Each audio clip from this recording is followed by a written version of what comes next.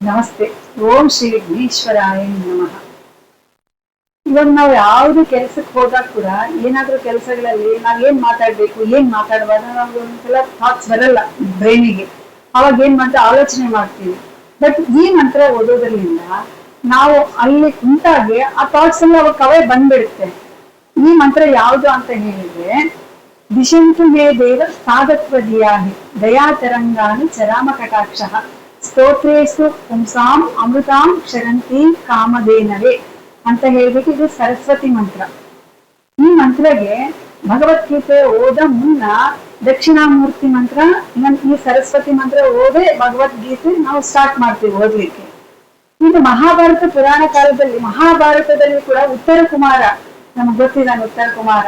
ಆ ಉತ್ತರ ಕುಮಾರಗೆ ಅವ್ರ ಗುರುಗಳು ಹೇಳಿದ ಮಂತ್ರ ಇದು.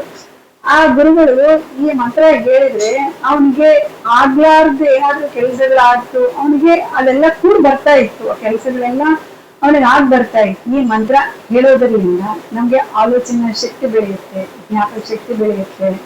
ಇವನ್ ಇಲ್ಲಿಗೆ ಹೋಗ್ಲಿ ನಾವು ಈಸಿಯಾಗಿ ಮಾತಾಡ್ಬೋದು ಅಂತ ಒಂದು ಮಂತ್ರ. ಒಂದ್ಸಲ ಪ್ರಯತ್ನ ಮಾಡಿ ನೋಡಿ ನೀವು.